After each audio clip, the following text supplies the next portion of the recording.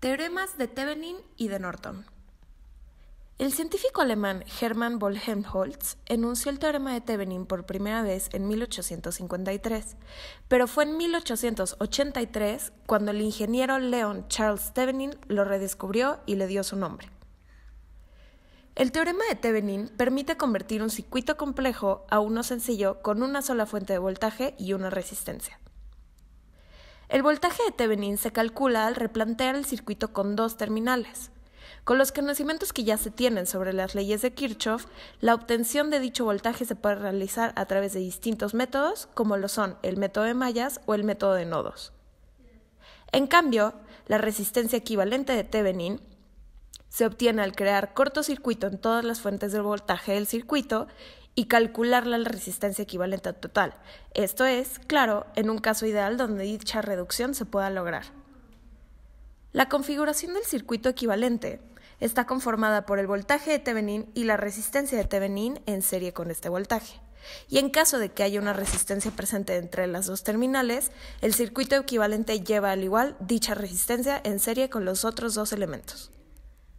Las caídas de voltaje en las dos resistencias del circuito equivalente se obtienen mediante la ley de corrientes de Kirchhoff. El teorema llamado dual al de Thevenin es el teorema de Norton. Fue llamado de dicha forma en honor a Edward Laurie Norton, de Bell Laboratories. El ingeniero Norton reportó este teorema en un informe interno de la compañía en el año de 1926. Este teorema establece que un circuito se puede reescribir con un equivalente conformado por una fuente de corriente en paralelo a una resistencia. A continuación se muestra el circuito que se resolvió durante esta práctica. Lo primero que se va a hacer vamos a resolver el circuito por el método de mallas para encontrar el voltaje de Thevenin entre las terminales A y B del circuito que se muestra. Para hacer eso necesitamos nombrar las mallas del circuito. Tomaremos que existe una corriente en cada una de estas mallas y las vamos a nombrar corriente A, corriente B y corriente C. Ahora vamos a plantear las ecuaciones de estas tres mallas. Si planteamos la ecuación de la malla A, tenemos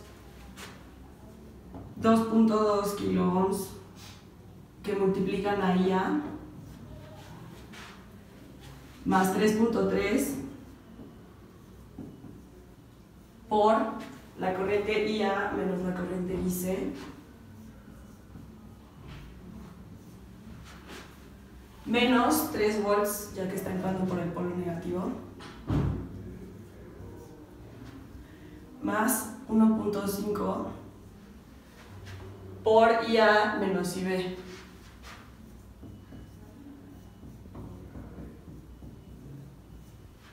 Y esto lo igualamos a 0.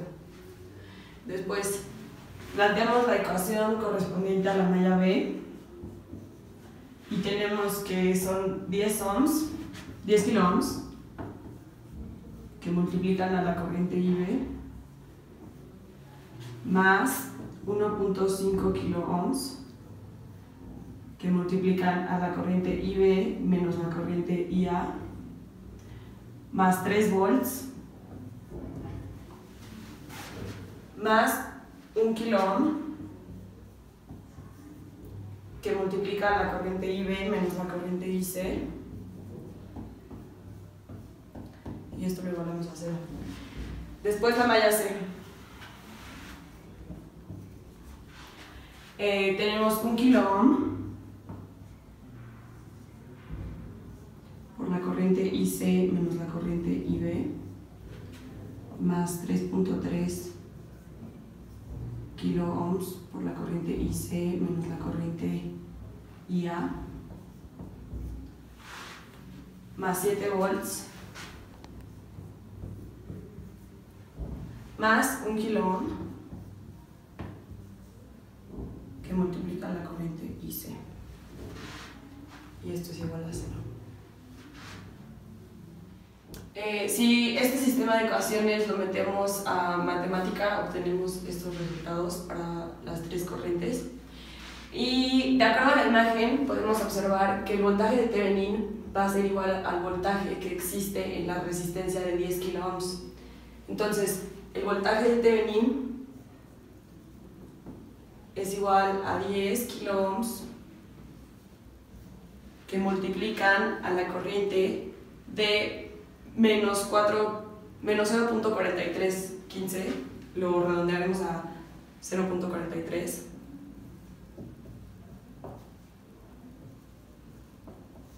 Y en la imagen podemos observar que esta corriente está entrando por el polo negativo de esta resistencia, por lo cual este signo negativo se convierte en un positivo y el voltaje de Thevenin surge como positivo y es igual a 4.3 volts.